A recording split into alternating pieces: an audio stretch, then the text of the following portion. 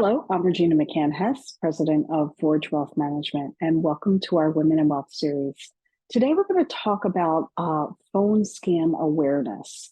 And what we're going to cover today is why phone scams are so effective, the three top phone scams, and also tips to help protect you from those same phone scams. Now, first, why are phone scams so effective? Phone scammers are extremely crafty, learning their technique through rigorous training programs. It wouldn't be something you would think that people actually have rigorous training programs about, but they do. And successful scammers target and prey on individuals who are viewed as more likely to fall for a scam and capitalize on their vulnerability. So it's a comparatively good paying job for young people in large foreign countries. Now, professional scammers go through extensive training and they're provided scripts that are known to be effective.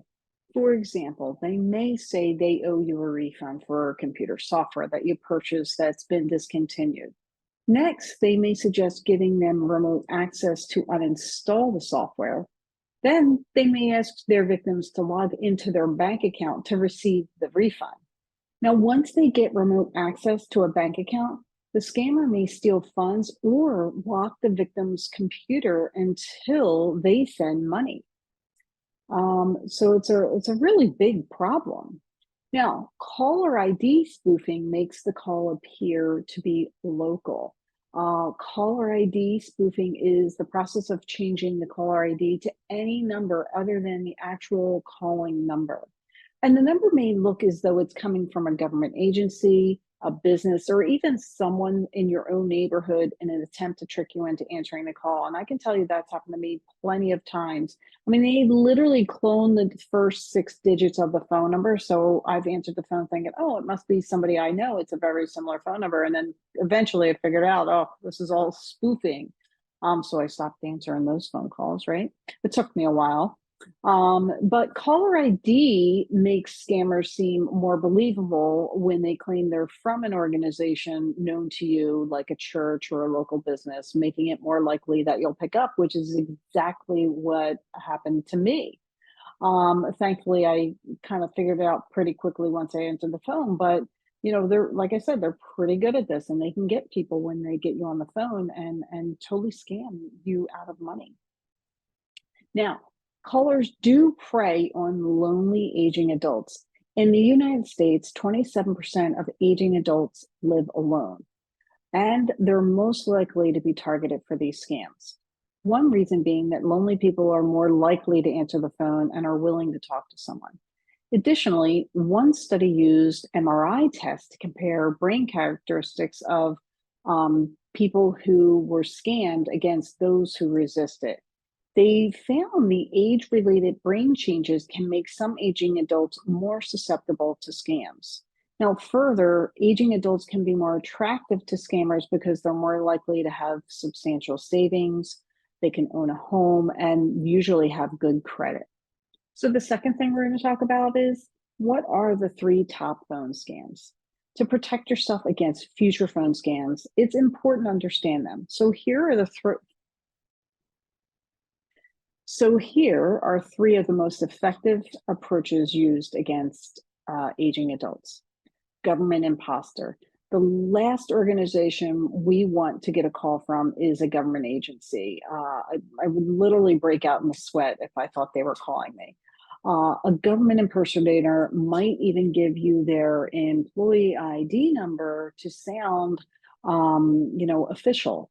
They may even have information about you, like your name or your home address. So why does this work? So if we think a government official is calling, it's natural to think we've done something wrong. Did I forget to sign a form or send in some other required form? Scammers often say they work for Social Security Administration, the IRS, or Medicare, and they'll give you a compelling reason why you need to send them money or give them personal information immediately. Then we have grandparent scams. The victim gets a call from someone posing as his or her grandchild. This person explains in a frantic sounding voice that he or she may be in trouble and needs money. Example, like they've been in a car accident, they've been arrested, or there's a robbery. And then to add to the urgency, the caller might claim to be hospitalized or stuck in a foreign country.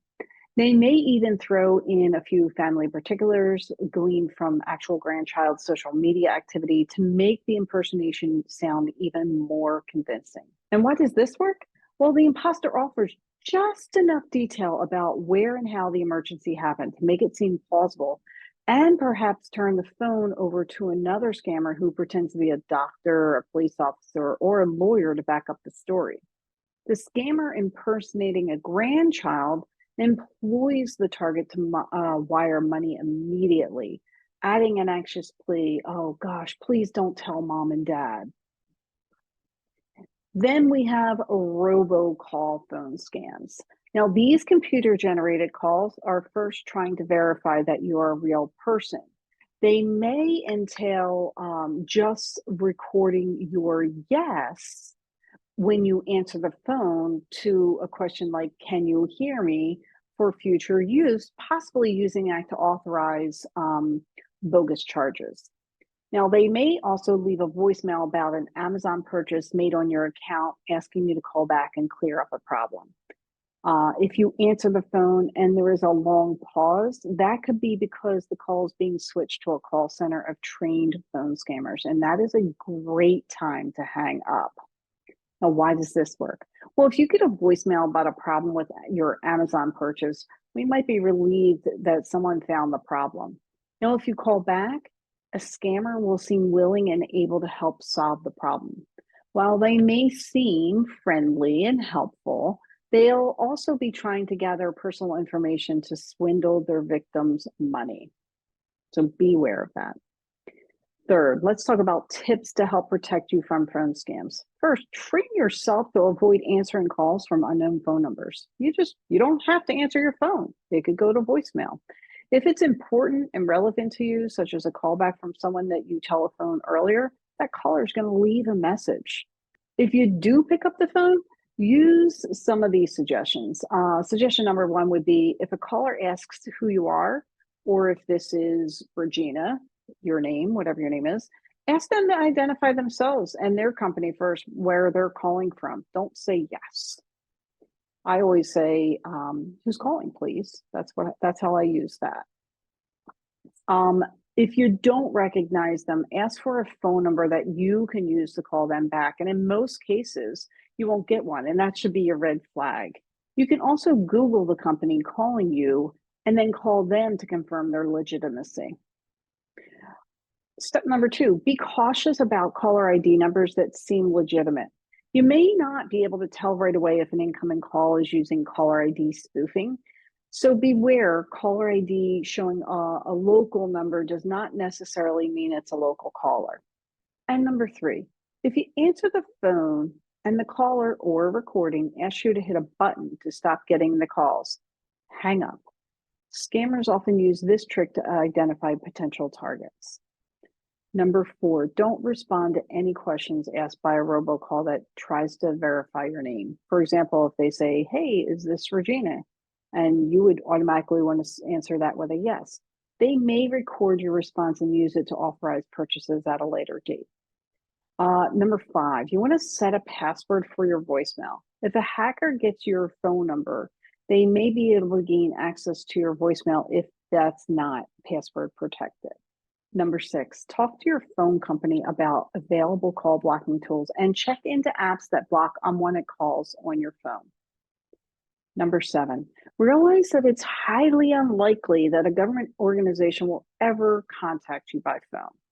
If you do get a call from someone posing as a government official, just hang up. If needed, they'll contact you by mail. Let's talk about the vulnerability. After receiving a scam letter, a phone call, or an email, you may feel angry and anxious about vulnerabilities within your financial management. These events can be a wake-up call and make you a little less trusting of future scam attempts. So today, our call to action is don't answer calls from unknown callers. If it's a legitimate caller, they're going to leave a message. Also, explore settings on your mobile phones and try turning on the silence unknown callers feature. That's a great step in the direction of not answering those unknown phone calls. And with that, I want to wish you a good day. Again, I'm Regina McCann Hess, president of Forge Wealth Management. Our website is forgewealth.com. You can follow us on Facebook, Twitter, and YouTube at Forge Wealth. On Instagram, we're Forge Wealth Management, and LinkedIn, Regina McCann Hess. Go have a great day.